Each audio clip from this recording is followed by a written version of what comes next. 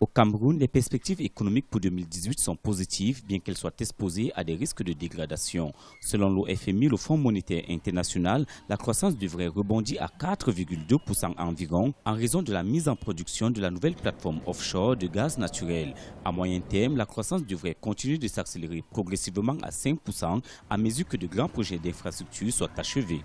La croissance passerait donc de 3,7% en 2017 à 4,2%.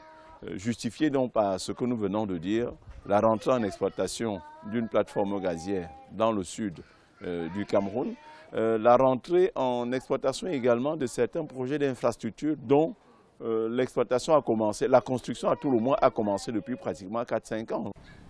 En 2017, la croissance économique du Cameroun devrait continuer de ralentir pour s'établir légèrement en deçà de la projection initiale de 4%, principalement à cause de la baisse continue de la production pétrolière. La croissance hors pétrole, cependant, va profiter de la vigueur de la production industrielle grâce à l'amélioration de l'offre d'énergie et de la bonne tenue du secteur primaire. Et pour une stabilisation ou tout au mieux un rebond continu de la croissance, l'on mise sur l'industrialisation du pays.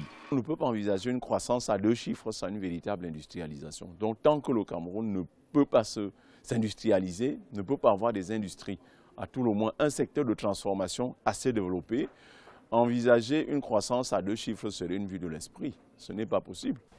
Depuis 2002, le Cameroun a entrepris la réalisation des grands projets structurants. Au cours des 2 prochaines années, le gouvernement camerounais entend accélérer la construction des infrastructures routières et hydroélectriques pour propulser la croissance économique.